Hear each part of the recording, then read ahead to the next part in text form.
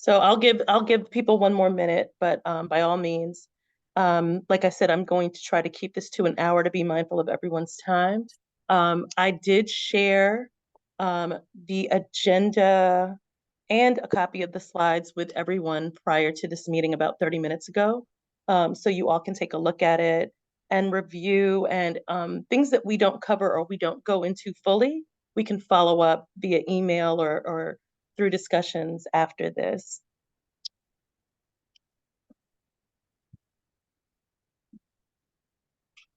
All right, so I'm about to share my screen. Welcome, Chad, Brandon, Ellie. Debbie is our evaluator. Thank you. Nina, good to see everyone. Thank you all again for being able to join. As mentioned before, Iris is unable to join us because she is on jury duty. So I will be sharing my screen. One second.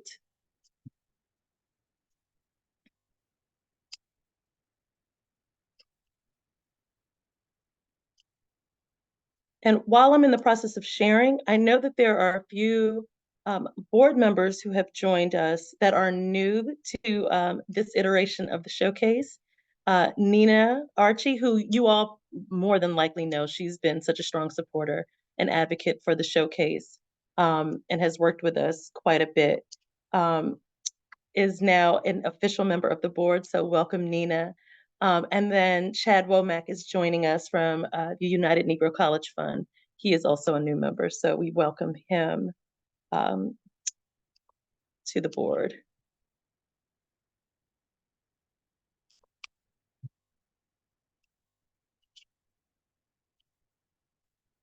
All right, please let me know if you can see my screen. Great. So I'm just going to push through this, and it will be a lot of opportunity for feedback from you all. So I'm recording this, so I don't need to take notes, but this is the opportunity for everyone to provide feedback when needed, where you feel fit, where you see your expertise filled in. So thank you all once again for joining us. This is our first board meeting of 2024. However, as you may know, the grant was awarded to us in October of 2023. So this is kind of like the second quarter of the project. We have spent the first quarter kind of just ramping up, preparing application process, discussing new components of the program, which we'll get into just a little bit today, but not really. We're going to use the opportunities to do that for the next one, for our next meeting. And then for the second quarter, which is what we are beginning with now, we are starting with the exciting process of the showcase application. So I didn't feel like we needed to do full intros because pretty much everyone knows each other. I did want to acknowledge, like I mentioned, both Nina and Chad, who are new to the board and who are joining us. The next thing I wanted to go through was the timeline for the showcase. So, as you may have seen, last Thursday, we opened the application. The application time is normally about a month, although we do give an extended, unannounced additional week to 2 weeks, given that a lot of times with applications for any event that we're doing, you tend to see people apply towards the last minute of it. This Thursday, we would love for you all to join.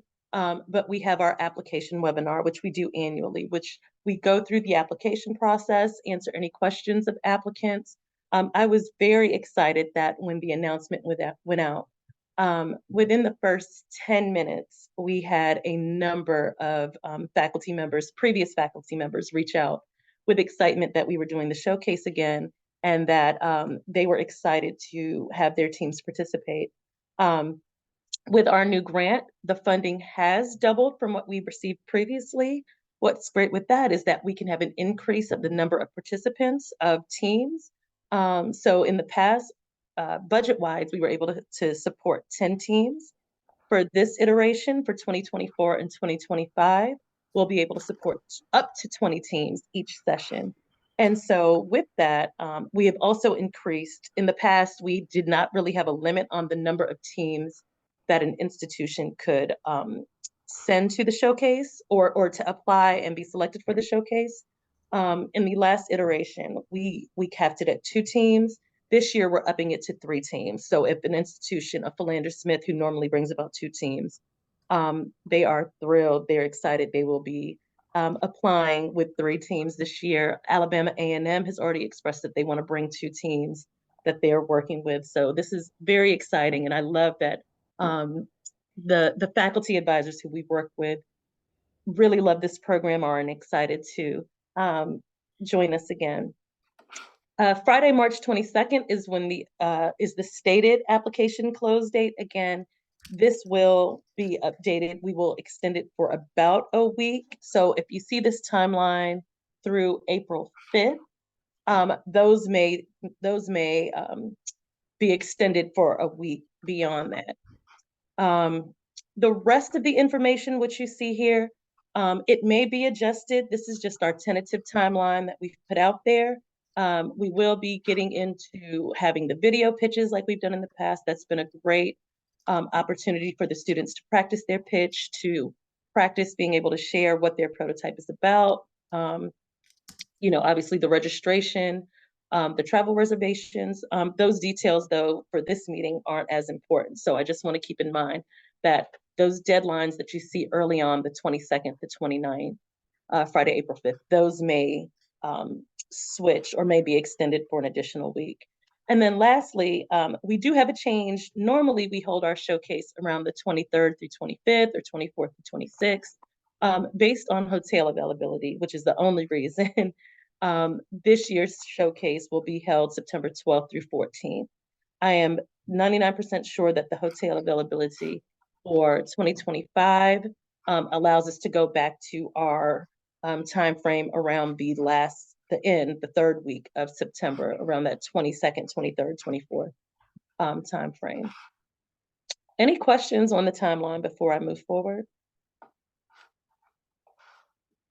Okay. And feel free to come off mute since we have about 9 people on here.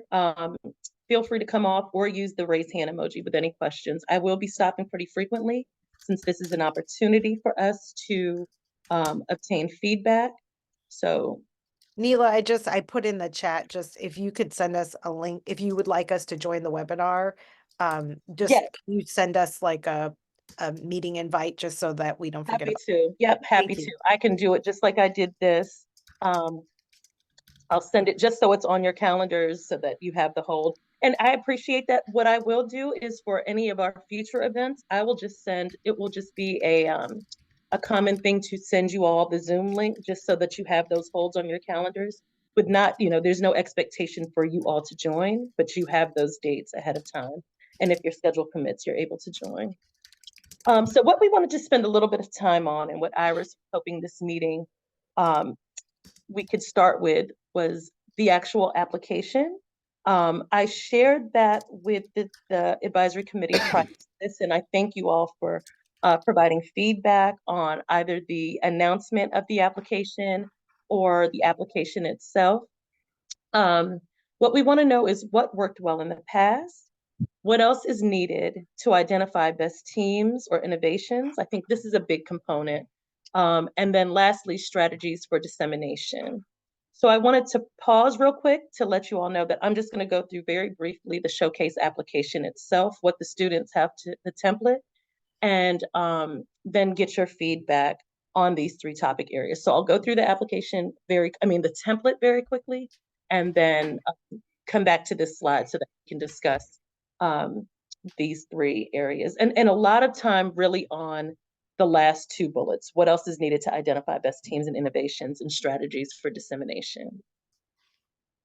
So when the students apply, there is an application process. I don't have that full process here, but this is the template that they have to submit.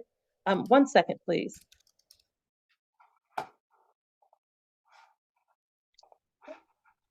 So the student teams, we have 1 applicant from each student team who fills out this application. They put a tentative project title. This does not have to be the title that they carry on through the duration. Oftentimes we found that with meeting Mila, with, quick question. I'm sorry to interrupt you. no Are we worries. supposed to be seeing something beyond just the HBCU making and innovation? Like we're just seeing project title. Is that That's correct? it. Yep, yep, Okay. that's, yep, I haven't forwarded, Okay. um, Okay. yep. And thank you. So when the student teams fill out the application, they are to submit this template. The title does not carry on. Oftentimes we've seen that after working with some of our mentors or getting feedback from our advisory board members or their faculty advisors, based on how the prototype evolves and how they innovate, the project title tends to change. They are to list each project team member and faculty advisor along with their major and their class year. We have, and at this point, we have not changed this, but as you all know, the students can range from undergraduate to PhD candidates. We've had some teams that are a mix of both, some teams that are all PhD candidates, some teams that are all undergraduate. The reason we did not initially change it this year, but we do welcome the feedback and the discussion around this, is because we have not seen that being solely PhD candidates had an advantage over the undergraduate students and vice versa. We've seen a team of undergraduate students place, and we've also seen a team of PhD students, all PhD students not place at all. So we've kept the requirements the same, but I do want to have a further discussion about it, whether it's today or in future opportunities. And even when we talk about the role of what members do on the team, when we go back to what works well, what should we change, it may be open to having a conversation about that. And if there is something that's, as a FYI, if you place something in the chat and I miss it, feel free to come off mute and share it with me. The next slide in the template, the student teams are to address the UN Sustainable Development Goal or goals. Oftentimes they are providing a solution to multiple UN SDGs. So here they're just listing what their SDG is. So for example, it may be SDG 4, which is quality education. And this year we asked the student teams to market around 3 areas. I believe it was health, social justice, and I forgot, it may be quality education as the next one. And so, yes, so we have it listed here. These are the topic areas that the team is innovating around. So they just described that. Very specifically what their project is addressing, how it's addressing the UN Sustainable Development Goal. This slide is used for that. And then lastly, this is the most important slide. They are to provide a very descriptive, if possible, a demonstration or an image is helpful. Project description. So here they're describing their prototype, listing the prototype, how the prototype is constructed. Is it a software, app, water filtration system, whatever examples that they want to provide. How this prototype provides a solution to the problem that they are addressing, and then the background research to support why they chose this problem and develop the solution.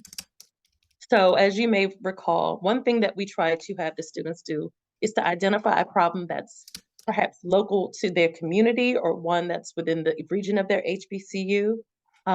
We've had students in Bowie State looking at the water systems with the Chesapeake Bay. So students are looking, very specific to their regions. And so we're asking them to do a full description of that.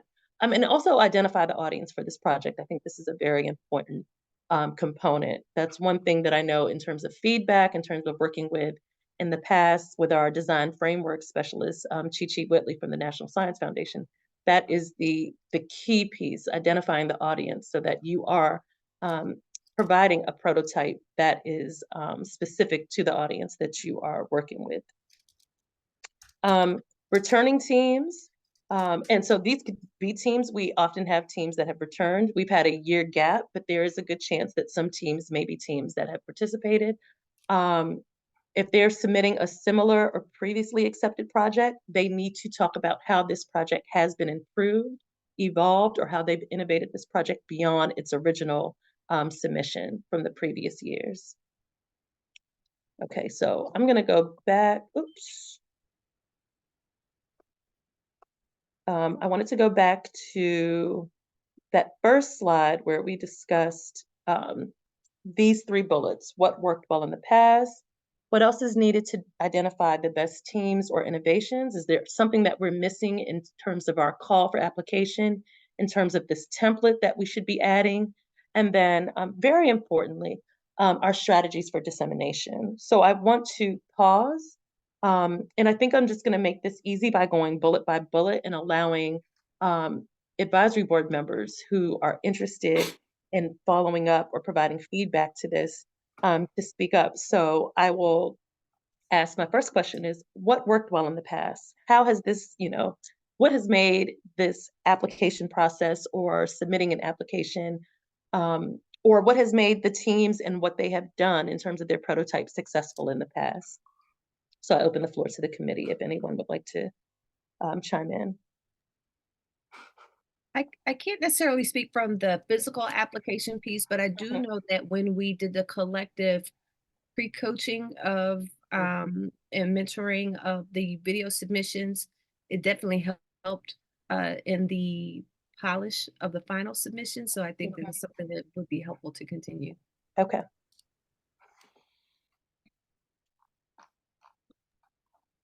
Anyone else? I mean, I think one thing that's useful about the application is it's nice to not have it be over cumbersome or burdensome in any way.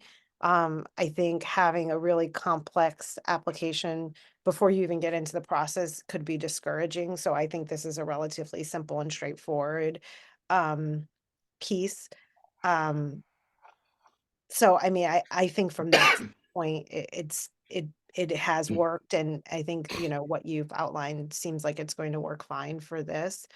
I guess I'm wondering if there are places where not to put too much work into it, but just thinking through Mhm, attaining the simplicity, there are pieces that we ask them along the way to provide, right? So is there a way to sort of start to seed that in their mind so that it's, they're already thinking forward. Like right now, we want you to just, say a description, but in the future, or like, for example, we want you to be serving a user, right? Like, so we mhm, want you to do something that's related to a need in your community. Later mhm, on, you will be asked to call upon those people and perhaps get feedback from them as to whether or not your prototype actually is mhm, feasible, right? Like mhm, saying that that's something we're going to want mhm, them to do. So just mhm. thinking through the things that we want later on from them Yep. and start to sort of see the idea so that they know that, oh, it's not just that I'm going to figure out a project and maybe perhaps, because I know when we've done the final evaluations, some students do go and do the research and already know, and then others may need more guidance as to what they're supposed to be doing. That's part of the mentorship and, us talking to them, Yep. but not everybody gets that, and so True. I think any opportunity we have to make it sort of a teachable moment of what they're going to need to do in the future might Mhm. be helpful. So I don't know how to Earlier do that on. without making it Yeah. super cumbersome, but I'm just wondering if that's something like, whether it's just writing that prompt in a way that Mhm, gives them some guidance, like, you don't need to have like a list of names of people you're going to go to, but later on you should start to think about that because you will want to go and find out who the actual users are.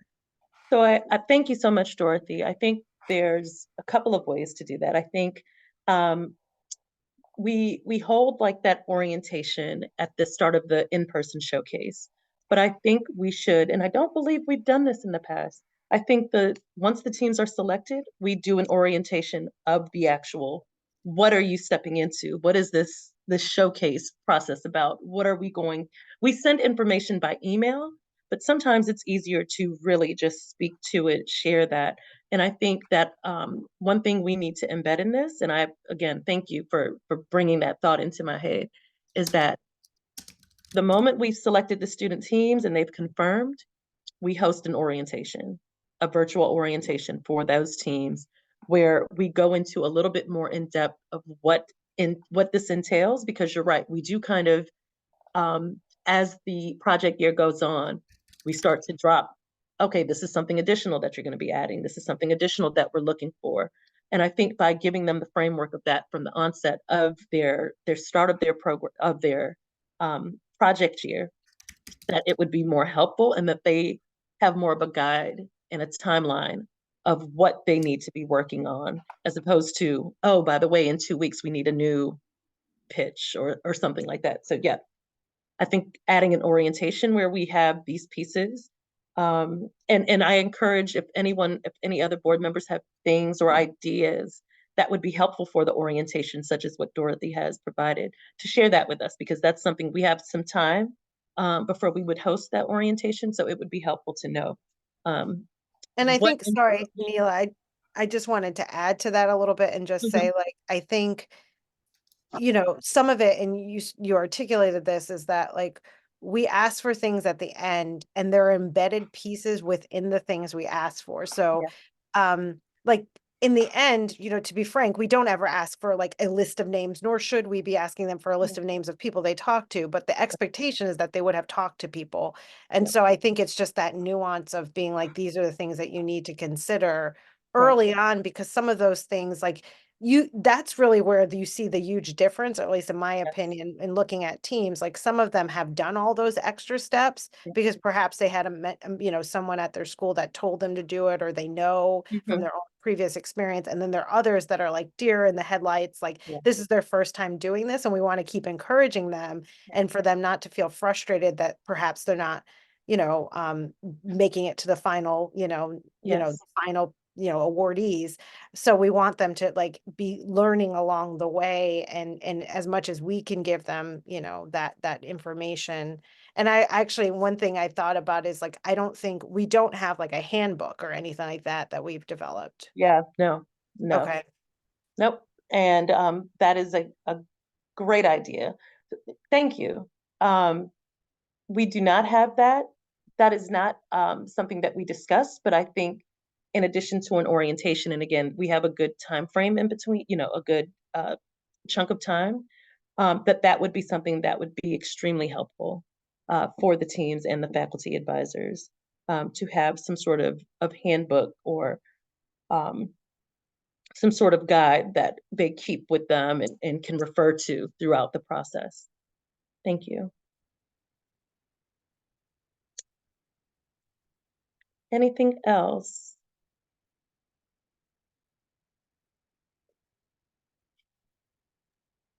This is more affirmation than anything, but I do think giving them the structure of the slides is an excellent idea because it focuses their attention, and also make sure that the points that you need to use to evaluate whether or not to include a team, you're not having to hunt for the information through all of the other stuff that they think is important. It really hones down, like, this is where we're going and this is the metrics, and for them to see that, to Dorothy's point, the more time they have to percolate on something before they have to present it, it is helpful to them. So kudos to you for giving them those templates. Thank you.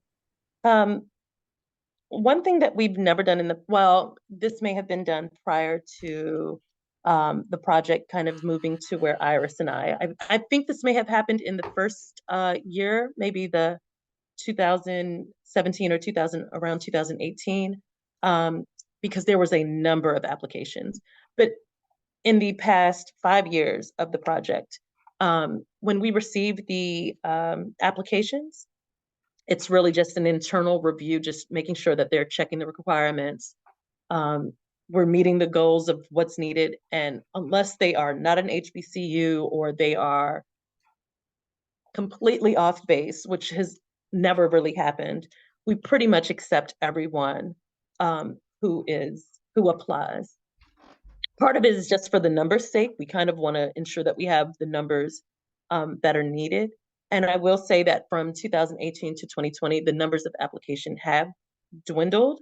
And I want to have, I don't know if that discussion, maybe that goes into our dissemination discussion, but I do wonder if, given that we will have an increase in the number of teams that can participate, hopefully with better strategy for dissemination, we'll have a larger number of applications. Should we branch out and have members of our advisory committee also review these applications? One, and then two, upon reviewing the applications, is there a feedback mechanism that we provide to the student teams to say, this application is great. However, to be considered or to be selected, we really need you to hone in on XYZ. I wanted to ask that of the group. This is something that I've thought of. Do you feel like Because the timeline makes sense for that? Because I love that idea. I was just thinking, I just So- went through an application process that was similar, where there was like a white paper phase, and then you're getting feedback, and then they tell you if you're able to apply for the next one. And in this one, we wouldn't necessarily say you can't apply for the second round. It's just, Mhm. we're going to give you some feedback. I think it's, so I don't think it's, I think it's more, we just want to give you feedback.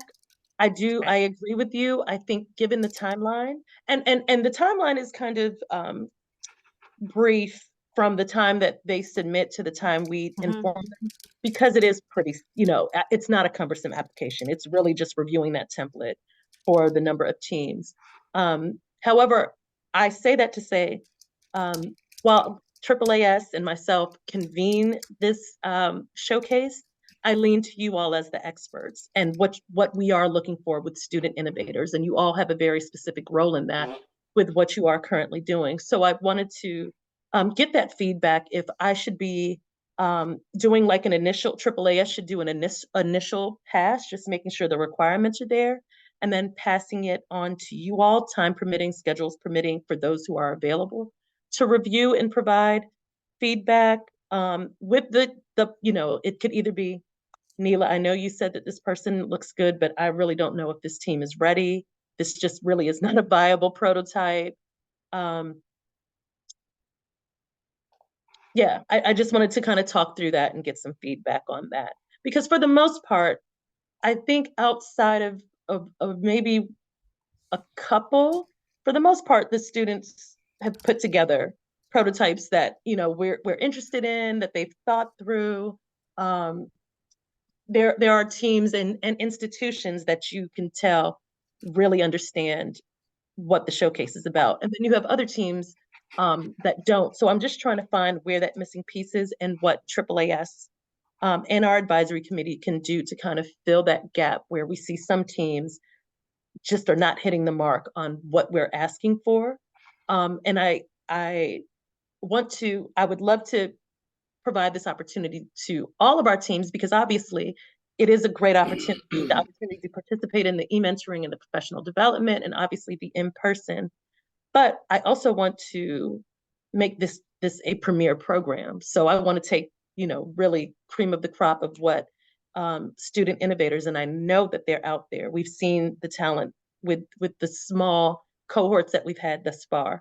So just feedback on if there should be another layer of reviewing that is in the hands of you all or some of you all.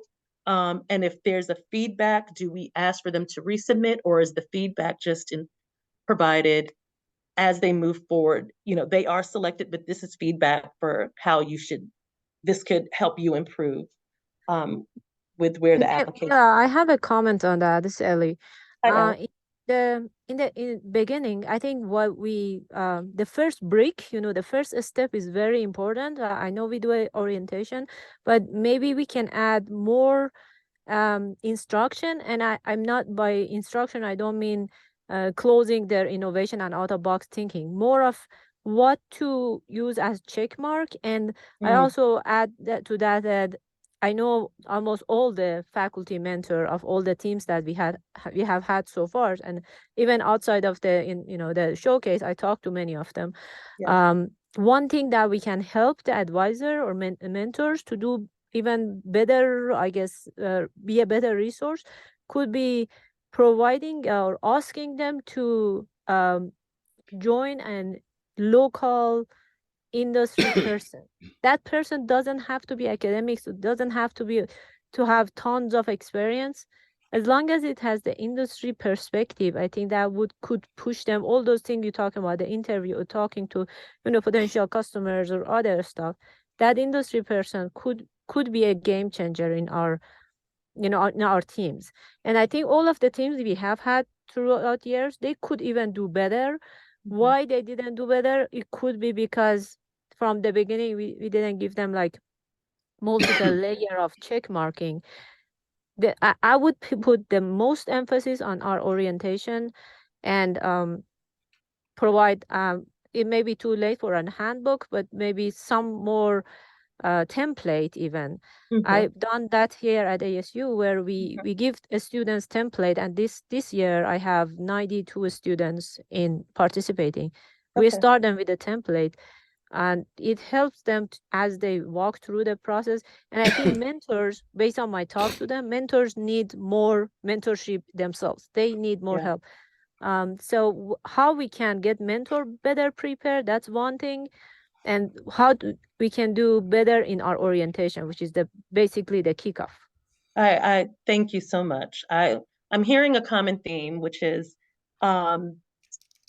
once teams are selected, we kind of look at giving them a more thorough orientation of what the program is about, perhaps setting up some sort of rubric or some sort of I think a handbook, like you said, Ellie, that may be too much of a grasp for this year. Something to think about for 2025, but something that's tangible that the students and the faculty advisors can refer to is a common theme that I've heard between the two of you. And then Ellie, your idea of pairing the faculty advisors with a mentor themselves, specifically someone in industry, may help them as they guide the student teams. Here's a And I thought. also, oh, sorry, Dr. Williams. No, Ron. Yeah, here's a thought too, Neil. Yeah. If you have additional reviewers, you're going to add on a layer of complexity and more people that you have to manage probably in a short period of time. Yeah. And just having been through this, we just put out an RFP for the first time in our conference, just thinking through that. But if you can find a way to also have it add value in terms of the dissemination, like the reviewers may not necessarily come from this group, but it may be with campuses where you're trying to have more engagement.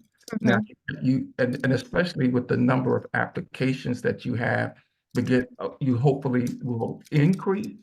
You want to make that as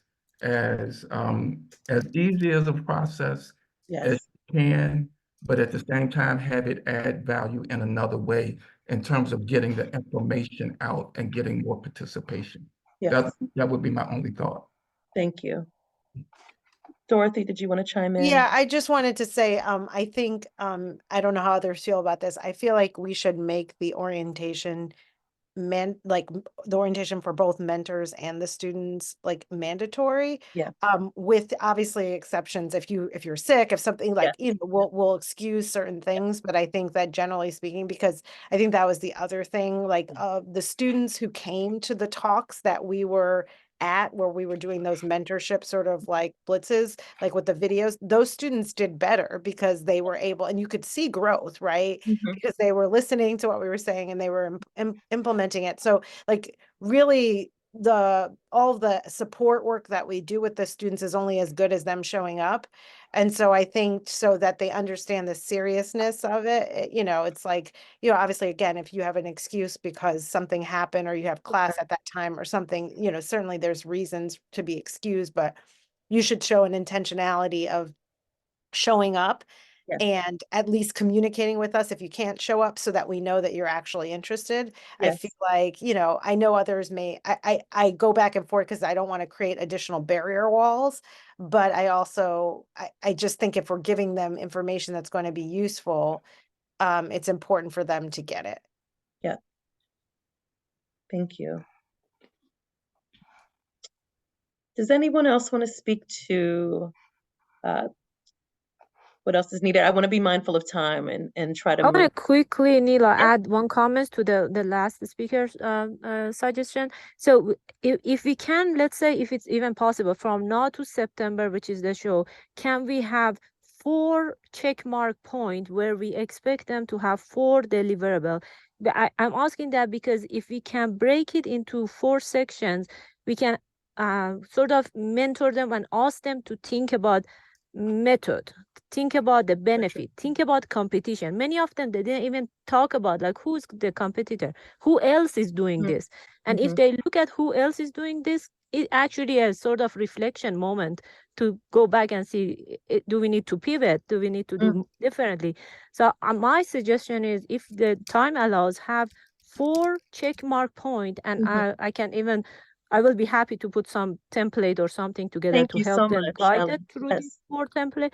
4 Yeah. check mark will then, we're not going to reject anyone. Hopefully we have, Yeah. good participation, Yeah. but at least make them think about it. I love that. I love the idea of having the metrics, having the check marks, as you said. And I would appreciate if your willingness to create a template for that. Thank you so much, Ellie. Sure, I'll do that. Yes, thank you. I'm going to put a pause on that conversation because I want to move to strategies for dissemination, but I do welcome any additional suggestions by email. Definitely feel free to share any thoughts that you have after, if things come up. Again, I've shared this template with you all. I will be sharing the recording on Monday, so that if you need to review or you want to go back and think about some of the things we talk about, I encourage you all to feel free to share those suggestions with Iris and myself.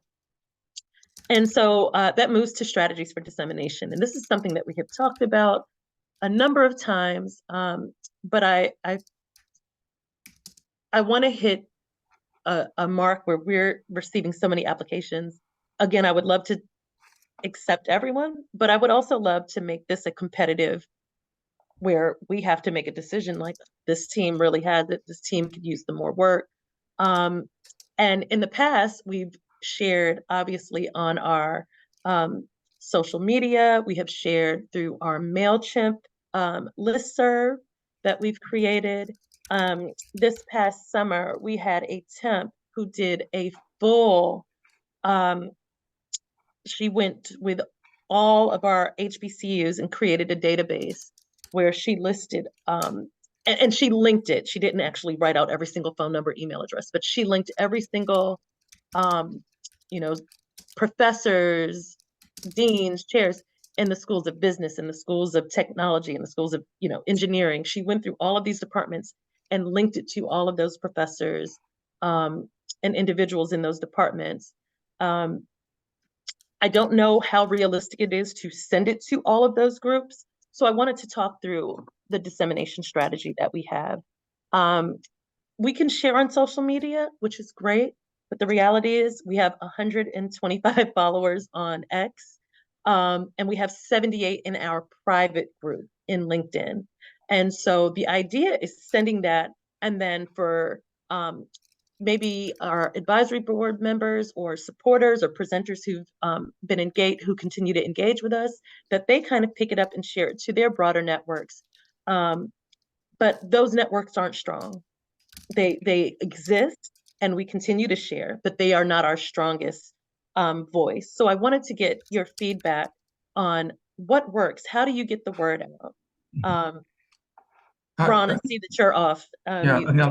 another thought, and this is something that I want to do a better job at. Leverage, each of us can leverage our major events. I know I have a couple during the year that I could, highlight this opportunity. Also, the project teams that we have on campus. So we have a couple of research projects right now that are cross disciplines. So making sure that I do a better job at highlighting this opportunity, because that's really where the influence is. All of the faculty, everybody, we get emails all day from everybody, and social media is out there, but it's not necessarily what we pay attention to. We pay attention when somebody comes to us and said, here's an opportunity that I'm involved in. Will you get in with me, or can we take a team? I think that's how we grow it. But I know I need to do a better job at that myself. Thank you. Thank you. Anyone else? Yeah, Neil, I was going to say UNCF has deep and rich networks across all the campuses. We are connected to, the students, the faculty, the administration, presidents. Happy to leverage those networks and channels that we have for this purpose. We can also be very strategic in the messaging, so it lands well and it gets to the right place. So you just let us know how you want to leverage us. Thank you so much. Thank you, Chad. And again, welcome everyone. This is Chad Womack. He is one of our Nice to newest meet everybody. advisory board members. Any I was other actually going to point to Chad Womack and say, like, I think he's got the network that you need to get this Yeah. disseminated. But Yeah. so I'm glad you spoke up and I didn't point you out that way. And welcome. But I think that is one mechanism. I also wonder, in terms of those networks, is it like, I'm thinking about how I learned about things when I was in college and graduate school, and I feel like a lot of times it came through like deans of students and like individual mentors and advisors, like, your actual personal advisor. Mm. So I don't know, like, if there's a way to reach to all, or if there are networks of science advisors at institutions, that would be the right people to reach to, or even the department heads, right? Like, is that the right vessel to get folks? Yeah. Yeah, I'm not quite sure.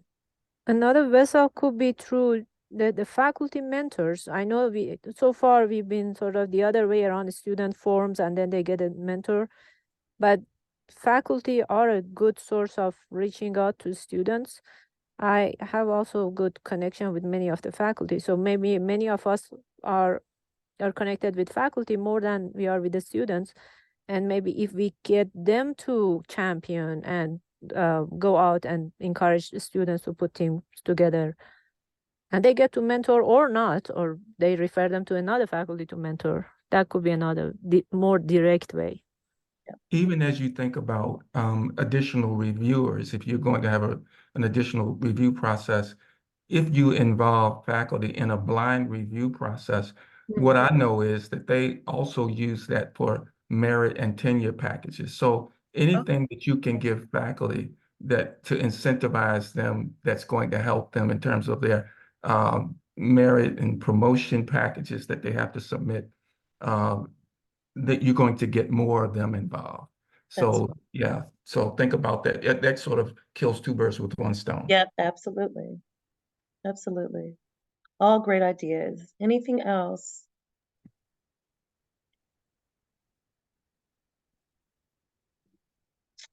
I'm going to push forward. I thank you all for the discussion. I think this is extremely helpful. I think we've come up with some new ideas and things to think about for this iteration of our showcase project and award. And I'm actually very excited to be able to share these ideas with Iris. So thank you all for those ideas. Keep them coming via email. Again, this is a continued conversation, but I wanted to put these ideas in front of you all to get your feedback. I know we've had these discussions previously, but I think that this is a good time to really begin to implement, because this award is brand new.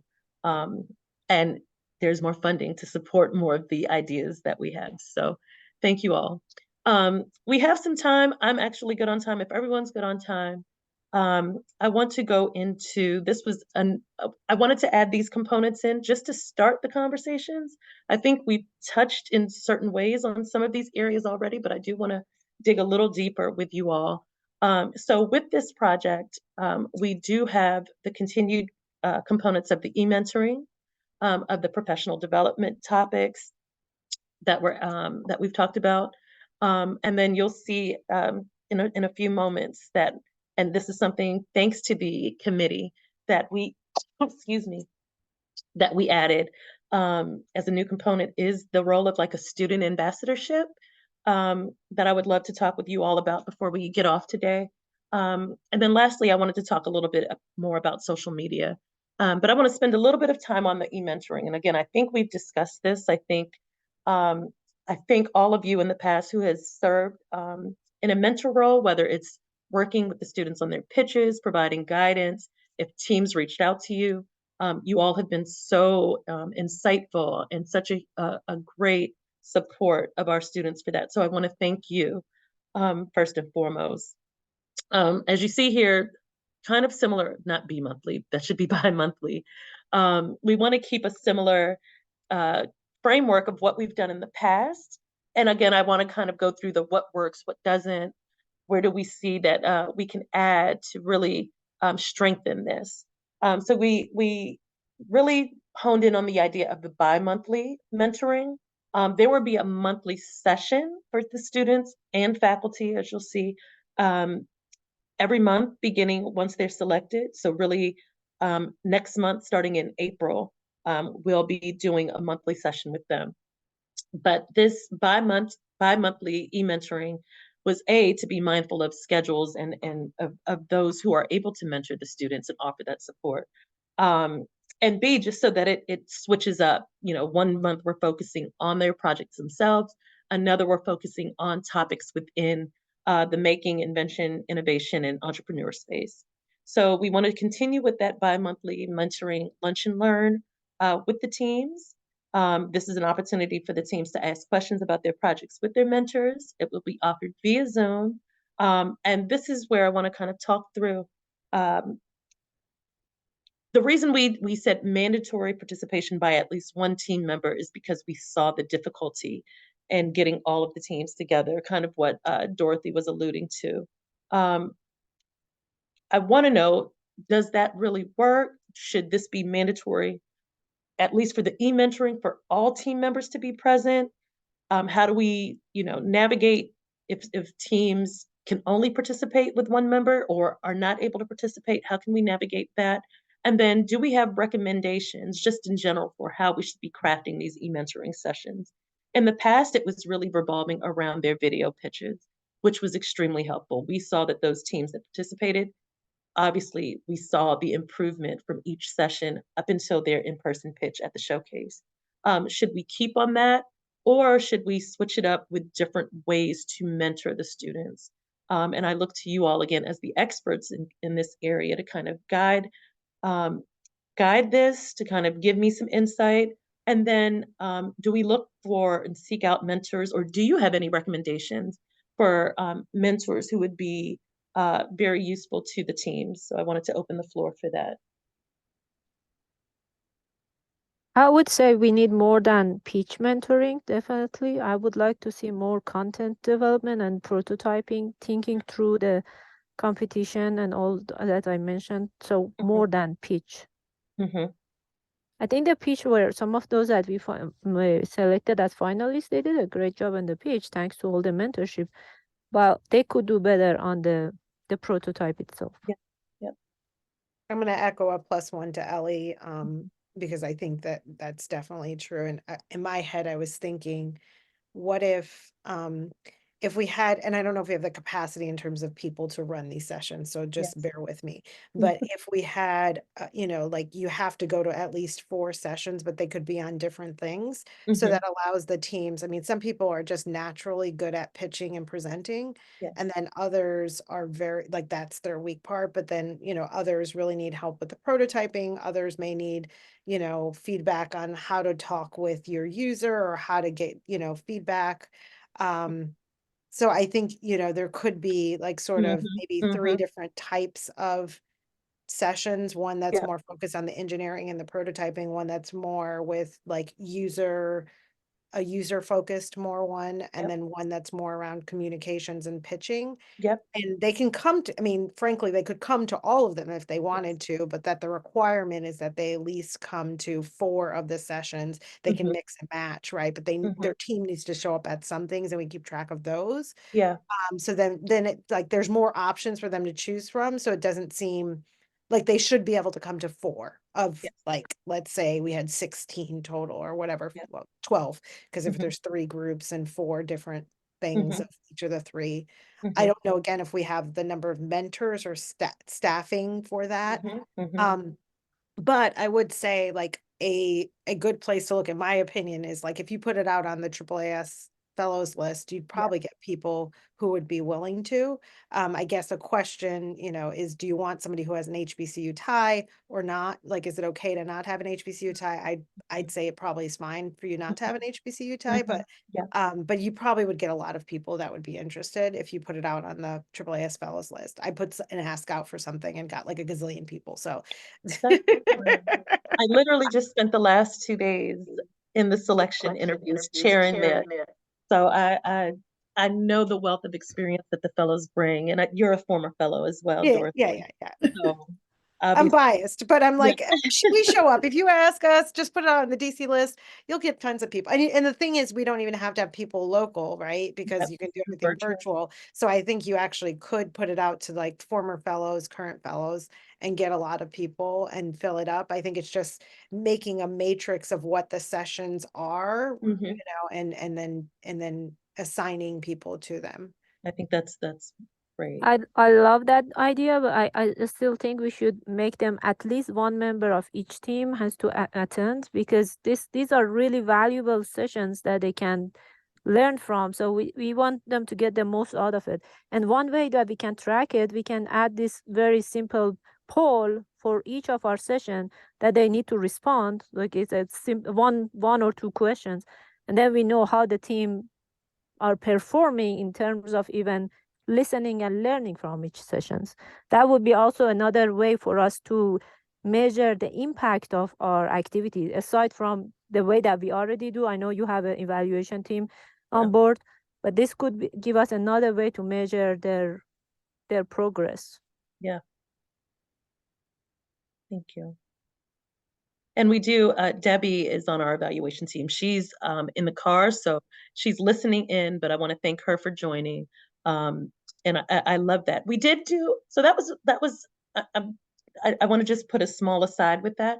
We had evaluations that occurred with each of the sessions, and we had very low turnout with the completion of the evaluation. So I know that in the past we've talked about some sort of, incentive or incentivizing the completion of the evaluations. But I also like the idea of maybe it's just 1 or 2 questions as opposed to 6 questions. Maybe that will get them to kind of uh, participate or get the responses that we're looking for, I and would have a even higher go turnout beyond Nila evaluation. This is more of a pop-up quiz, if you want to say. I'm a teacher, during so the, at yeah, the end of each session, we have a pop-up quiz, which is yep, the 1 or 2 question, I and like then that. we know how the one member of the team, which is present at least that day, Correct, respond. We see how the team are performing. correct. Any other suggestions? So, totally. Hi, Joyce. Hey. um, I'm listening. I'm so, grabbing a charger, but I'm listening. oh no, no worries. I was just going to say certainly some intellectual property mentoring and some entrepreneurship mentoring, and I'm pretty confident that we have at least 4 people between our various teams who could serve as mentors. This would fulfill some of the work that they're supposed to do in their divisions. And so can look at entrepreneurship as well as intellectual property topics. So I appreciate that because you'll see on my next slide, I'm going to put a pause on this. Okay. Actually went into the professional development for the students.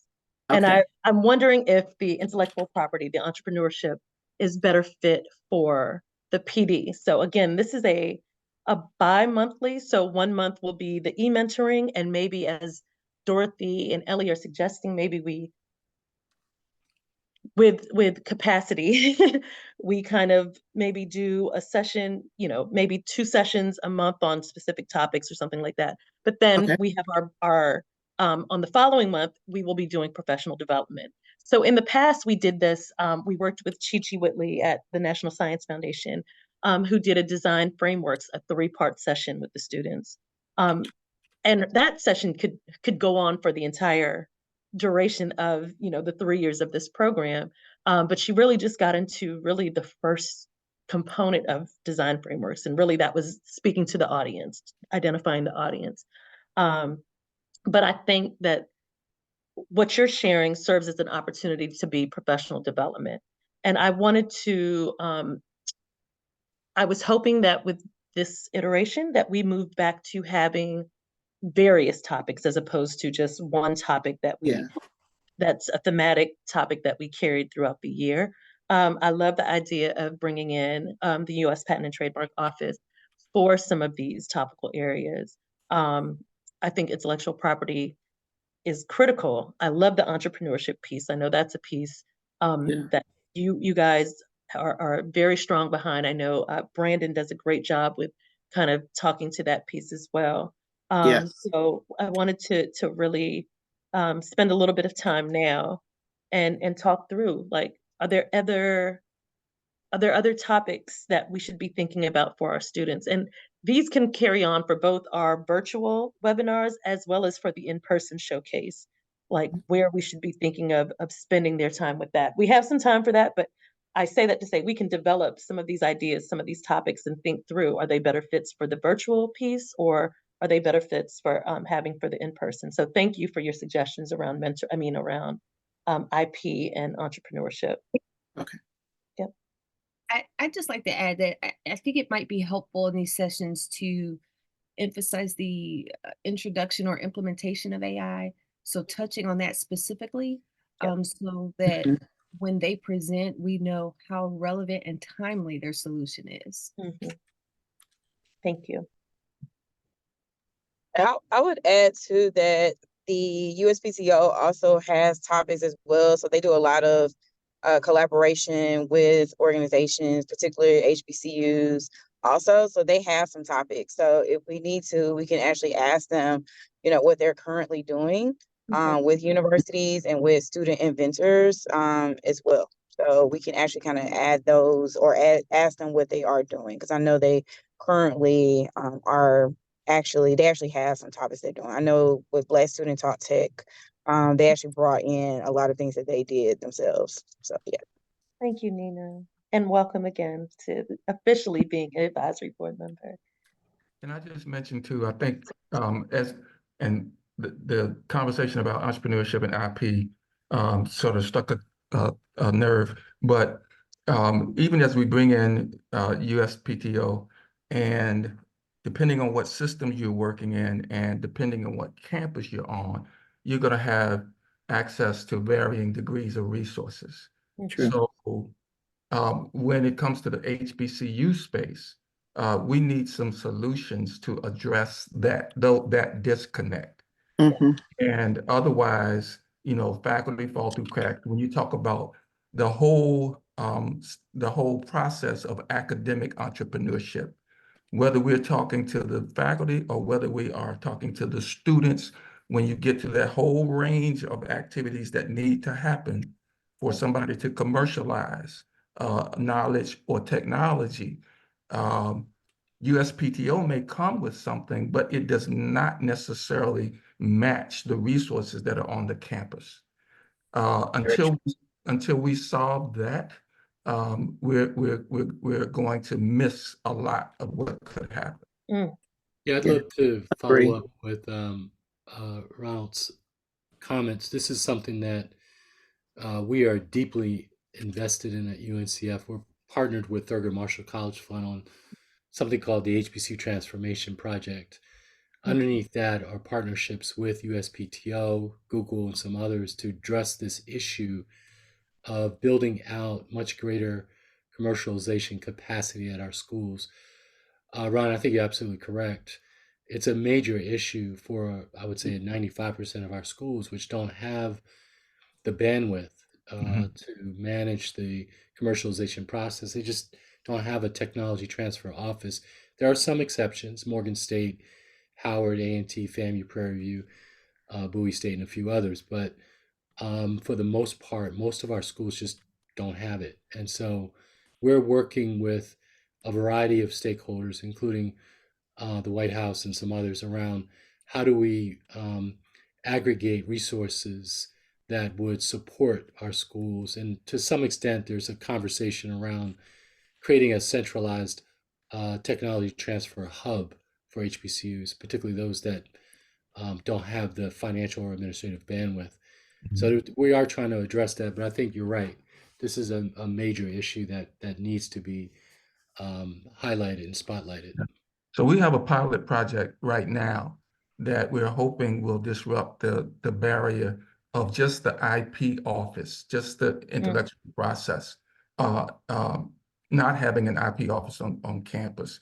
Of course, the whole process of disclosure and everything else that you have to go through that we have to learn in the context of our system that we're in. But so we have 7 faculty right now that are part of the project that we hope to be able to close this summer, and we'll have some recommendations coming out of that. So, you know, sort of stay tuned on that one. But we have a pilot project on campus right now.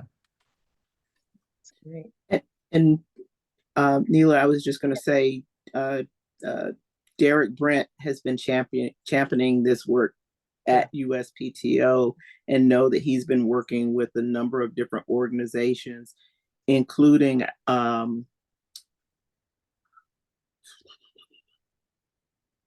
VentureWell. Yeah. And so it might be interesting to Yes. see where things are and whether there are pieces of what he's been working on, because I'm sure he would be very excited and willing to be engaged. So I was going to share that towards the end. Okay. But I'm going to put a pause on this conversation just to chime that in and then to return back to our conversation. So one thing that you may have seen if you were able to view the mailer or saw our call for applications is that we are now hosting 2-year cohorts. So teams selected for 2024 will be able to continue into 2025, not automatically going to the showcase, however, to further these discussions when it comes to commercialization, when it comes to IP. And those components, VentureWell was a sponsor of our last of the 2022 showcase. Part of what we're hoping to do is have VentureWell kind of take the lead to help support those students in that the next phase of this discussion of what happens after you develop this prototype, what's next. So this wasn't, I purposely didn't kind of bring it up for this meeting because this one was supposed to be very specific to the showcase application, but that is something that we are very excited about. And if you do recall, and I think this goes to Chad's point, goes to Ron's point, and even to yours, that we shared with you all that Microsoft, who was working with VentureWorld and who was working with quite a few organizations, supported a project. And Dorothy and Ron, thank you so much. It was really their insight and support that helped to fund us receiving an award to begin the discussions around what a central tech transfer office would look like. And so we did share that with you, and a lot of you have, chimed in with your thoughts and ideas. Again, I wasn't using this advisory board meeting to discuss this, but it's something we are very excited about. And I think with our next advisory board meeting, we can dive a little bit deeper into that. But I think to Ron's point, I think it's time to be a disruptor. It's time to be a change maker. It's time to get to the bottom of our HBCUs have the talent. They have the STEM talent. We can have all the showcases. We can, highlight them and bring them to DC, but ultimately the resources and everything need to happen on their campuses. And what is it going to take and what do we need to do? And I think that with this Microsoft grant and with what we're doing, 1 second.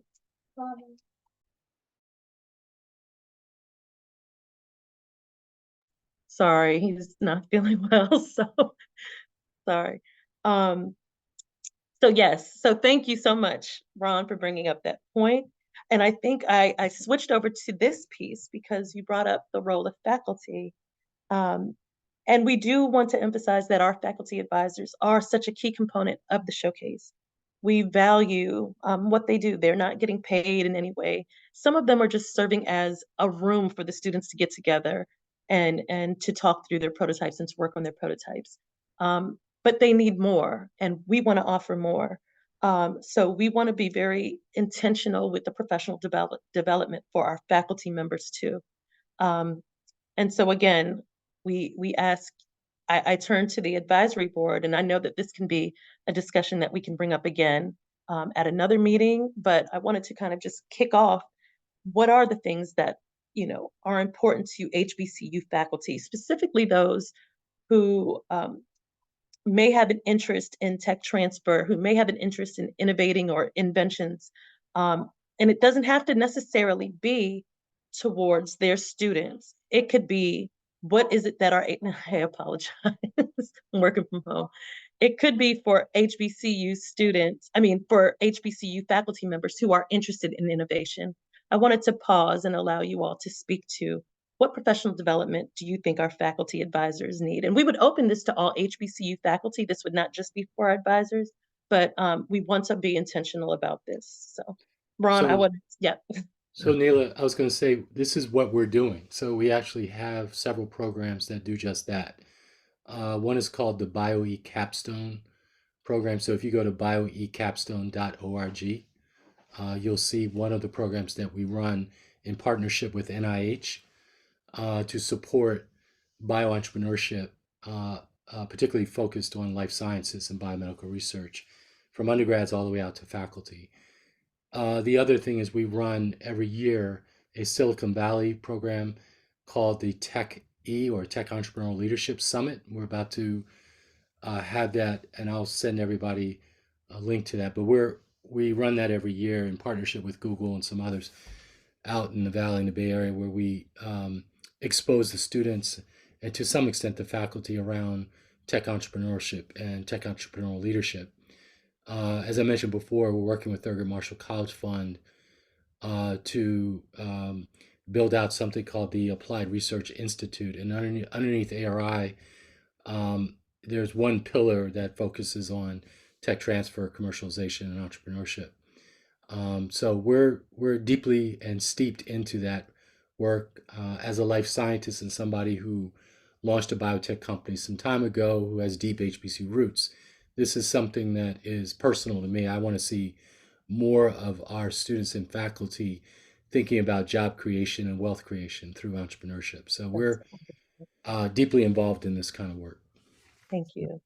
Thank you so much. Here's a thought also, Neela, the culture on the campus. And, you know, we've done a few presentations on transdisciplinary work. So on our teams, we have people from sciences, business, criminal justice, social work, thinking about knowledge transfer and also tech transfer. Now, what this does is that brings the innovation out of that diversity on those teams, you know, to the table. And I think it expands the conversation to work across disciplines. Yes, technology transfer, we need the office, but also let faculty know. And that changes the culture of the entire campus when it thinks about, what can I commercialize? I think all disciplines should be thinking. Of course, we're focused on the sciences, but bringing business people in and other people that may not necessarily always participate. Thank you. Laura, I see your hand is raised. Sorry, my connection is really terrible here from campus. When we're talking about, particularly talking with faculty and recognizing both the resources necessary for them, but also, and I don't know if this is relevant for the conversation, but the campus support. So we can have the offices, so A&T has me, right? But also I'm advocating to our administration about the bits and pieces we can take for promotion and tenure. So the PTI organization that looks at adding innovation and entrepreneurship elements to promotion and tenure conversation. That might be a little bit in the weeds, but there's also an opportunity, you don't have to take the whole package that they identify, but beginning to raise the possibility to have some campuses take part of that and put it into their promotion and tenure conversation. And to add to that, I don't think a lot of faculty may know how to do that. They may be doing things, but they don't know how to translate that into merit and promotion and tenure, and helping to coach them into, you're thinking about commercialization, you're thinking about innovation. Now, let me look at your promotion and tenure document on your campus and show you how this fits. That's just a thought. That kind of help to faculty, they would love that.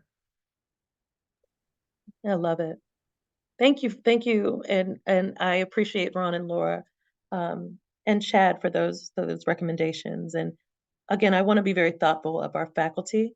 Um, Again, this all comes back to this sort of community of practice that we initiated in our first project.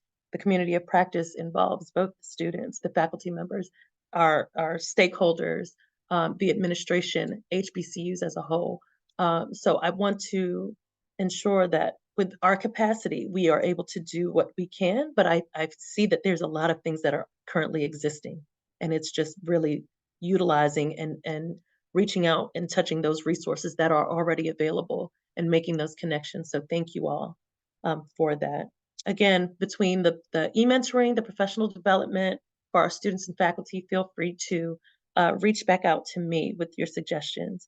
We have a little over 15 minutes. So I wanted to just move through. We are almost at the conclusion. And one thing I'm very excited about, and thank you to our board members of the last award who recommended this. So we wrote this into the proposal. I was very excited about this. I have some of our alumni students who reached out and said that they want to be involved. So I'm very excited, but we would like to implement a student ambassadorship. And this was there was a few areas that we discussed previously last year, I guess in 2022 and 2023, of what the student ambassadorship could mean. So one thing it was a way to kind of disseminate what the student teams are doing on their own campuses. One. Number two, it was a way to perhaps for those of us, myself, who are not as social media savvy as some as others, it was a way to maybe encourage our students to kind of develop TikToks or Instagrams or things like that. So I am sharing this idea with you all. This is something that we would like to start this cohort, this in 2024. So I had a few questions that I put out here, as you can see. How many ambassadors are we looking at? Should there be one on each campus that we currently have, or should we open it to any of our HBCU campuses and have student ambassadors? Should there be an application process, or should we ask for recommendations from prior faculty advisors? And then what role can they have? Can they serve as peer mentors? I know that we talk about the role of mentors for our students, but perhaps students who have been a part of this process, can they serve in that capacity? Do they come in and perhaps we're able to bring them back as judges for the showcase? Again, these would all be alumni of the showcase, so we want to see what opportunities could be there for our student ambassadors. And lastly, what else does this look like? Basically, what do we see the role of the ambassadorship for our alumni showcase students? This is obviously a way to bring to re-energize those who've been a part of this program. We tend to have students who return each year, which we're grateful for because that speaks to what we're doing.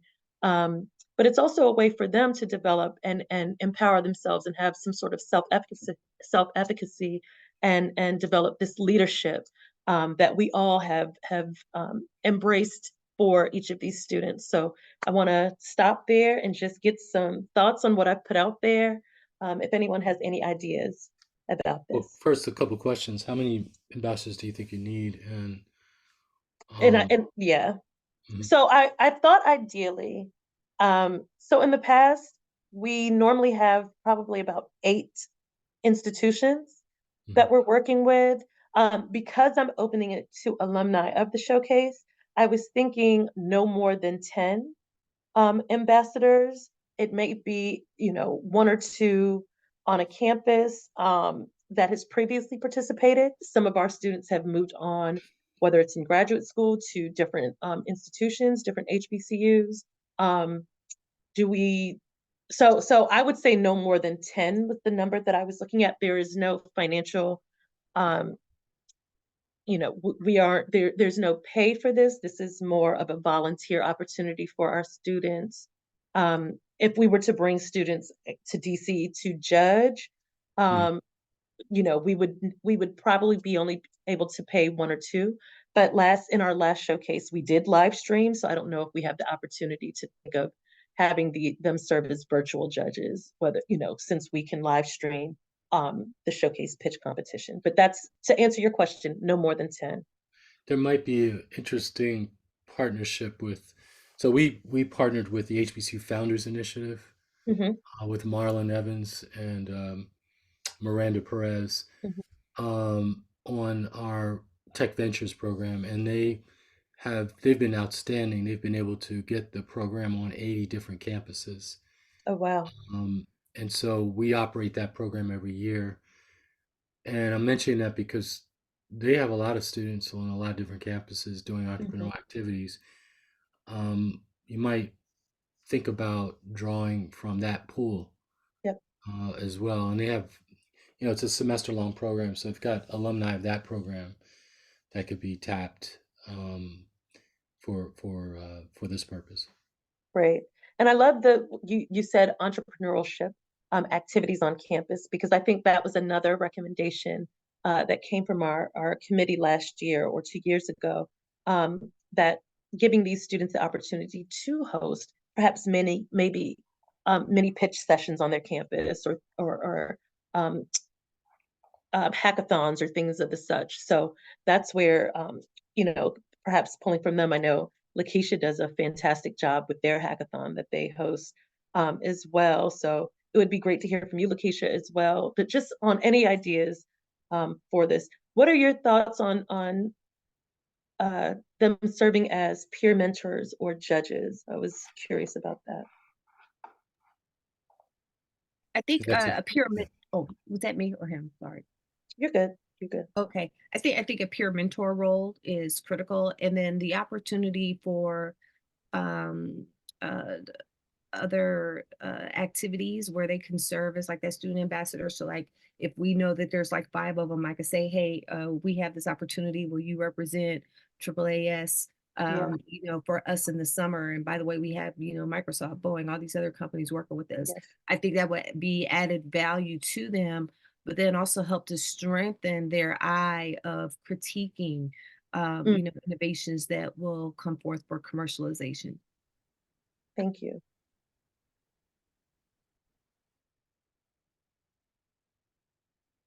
Any other ideas of the student ambassadorship? And this is not something we would kick off like the moment, that we select teams. We have a little bit of time before we kick this off, but we did want to um, share this idea with you all now so that we could um, kind of feel out how this would look and what this could possibly look like. I want to touch, yes, please. One other quick question. I know in the past we had discussed utilizing a student ambassador with some content creation around what was happening. So Yes. I didn't know if that would be an opportunity. Yep, social media. That's my next slide. So I'll jump to that really quickly because we do only have about, yes, please, Brandon. Hi, how are you? I'm doing well. Thank you. Good. Yep. So I think the student ambassador idea is great. So one, having folks on campus that can speak directly to the opportunity, potentially have participated in it, and then of course can serve in some of the other roles, mentor, judge, etc. But what Chad mentioned kind of illuminated something to me that I've experienced in sharing the opportunity in the past. There is a lot of entrepreneurial activity happening on HBCU campuses. I've certainly witnessed it. And of course, we've had a number of HBCU students apply and pitch on Shark Tank over the years. Yeah.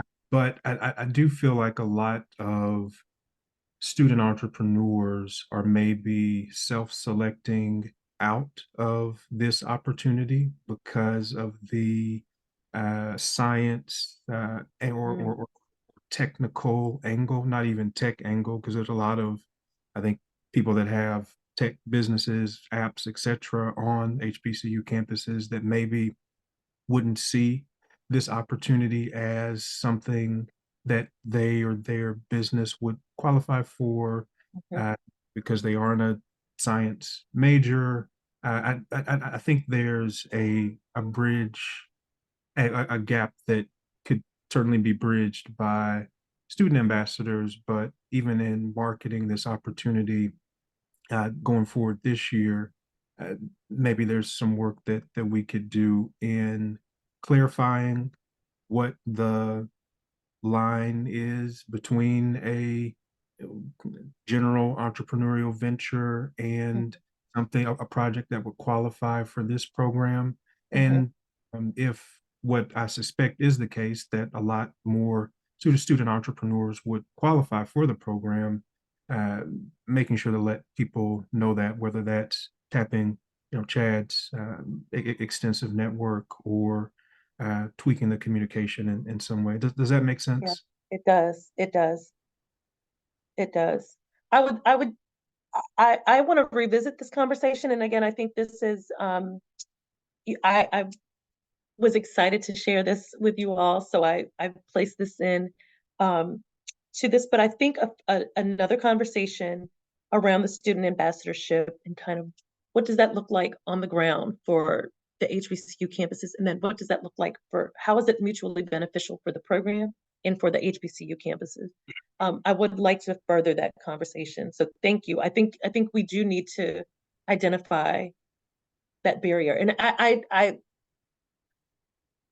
Can I piggyback off of what yeah, Brandon yeah, said? because Just to kind of close it out, I think that's spot on. yeah, It's broadening the conversation, and rather than seeing tech as a discipline destination into the scientific workforce or the technology workforce, just broadening the conversation into science and, well, technology specifically as a tool. If you are a dance major on my campus, technology can become a tool. And I partner with a student who's a computer science major to advance the way I offer my my dance studio as a entrepreneurial endeavor. Just broadening the conversation, blurring the discipline lines a little, so that you can include more. And I think that again, that innovation that comes from diversity and transdisciplinary approaches, I think will push the initiative forward. Yep, agreed. And thank you, Nina mentioned having a framework around that. But we touched on the transdisciplinary approach in, I think, 2020. And I think it would have been good to continue leveraging that conversation because I think it does help bridge that gap. So thank you for that. We have 4 minutes. I just want to touch very quickly on social media and then give a last plea to please reach out to me. So social media, oops. Yeah. It's not our strong suit. And that can be for a number of things. We are not on it often. This is like if we have something we posted, if something is shared with us from Nina, Lakeisha, from our advisory committee, we share it. But we don't have a huge following. So again, my ask was to leverage the networks that you all have if you see something to kind of repost, reshare. But also kind of what sort of campaigns, what is it that we aren't doing? The Instagram, the TikTok, the content creation, I think that is a role that our student ambassadors can have, as Lakeisha mentioned. But, what are the types of things that people want to see? Or is social media really the tool that we need to be using to get the word out? I think our initial thought was yes, because we're dealing with undergraduate, graduate students, and this was a tool that they're using.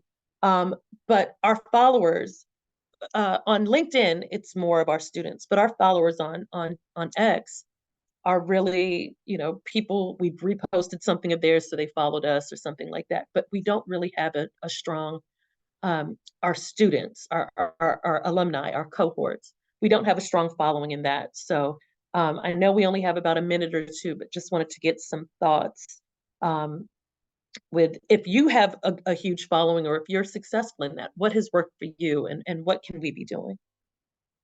I just want to add, I think it might be helpful to talk to the former winners and assess, what they're using and how they could help leverage that. Because if we want to target the students, we need to go where the students are, Yeah. and it might be best to start there. Yeah.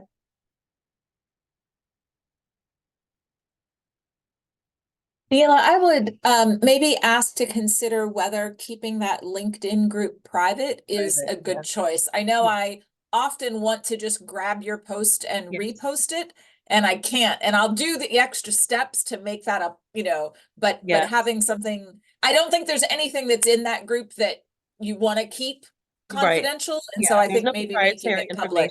Yep, I agree. I am open to revisiting that with Iris and saying, hey, let's try something new. Let's see how it works as a public page and see if there's anything, that prevents us from keeping it public, or do we need to return to private? I think it was more of an exclusivity sort of aspect. Like if you, you join, you are a part of this community, as opposed to we're sharing things only for you all. So I agree, Laura, and I think that's an easy, low-hanging fruit sort of fix to perhaps LinkedIn. And what I will say is that I do my best, because it's the reliance is on myself or my colleague Claire, at least with with Twitter, with X, to kind of share things. But it is, given the course of that day, I don't even have Twitter on my phone, and that might also be an issue. I literally use it on my laptop. So if my laptop's open and I'm focused on that, then perhaps I'll be thinking and working on that. But outside of that, I don't really spend a lot of time on that. So yes, Ron, I see you came off mute. Yeah, one last thought. What I've learned is if you, I don't know how the budget is structured, but it's just get the help, get the professional, and that way it starts with a strategy, a target, and we just, because there's more to this than I will ever know, want to know. So just get somebody who knows how to do it. Yeah. Here's your charge if it's in the budget to do that. Yeah, and I think that's where Lakeisha, who had to jump off, but I think that's where that student ambassador role may come into play, because there may be students who really, I actually talked with one of our alumni students, and he was very interested in helping to create content. Those man on the street sort of conversations are really big right now, where you're grabbing people on campus and kind of talking to them. And so maybe that's an avenue that we can explore. It is now 3:00, and I do want to be mindful of everyone's time. I covered so much on this webinar, and I thank you all for kind of hanging in there with me, providing me with excellent advice and guidance, very specific to all of these areas, but for the priority for our showcase application and our new cohort that we look to select. I will be taking up the offers, such as Ellie, and those who wanted to offer help in terms of some of the frameworks, some of the guidance, some of the checkbooks, those sort of things.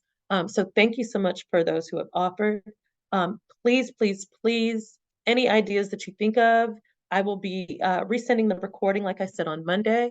If you want to review it, or by reviewing the agenda or the slides that I shared, if something comes to mind, please share with me. I will be kind of transcribing what I get from this to share with Iris, with some of the recommendations that you all provided. And I will be following up on everything that was given. So I wanted to take the time once again to not only thank you for joining today, but again, for your commitment to this program and to the showcase. We could not be doing this without you all. So thank you so much. Thank you. And unless there's any last words, I will let you all have the rest of your afternoon. Have a great time. Welcome again, Nina and Chad. Dorothy, we're thinking of you, and please let us know if there's anything that we can do in support of you all. But thank you all so much, and have a great afternoon. All right. Thank you. Bye-bye. Bye. Thank Bye. you. Take care.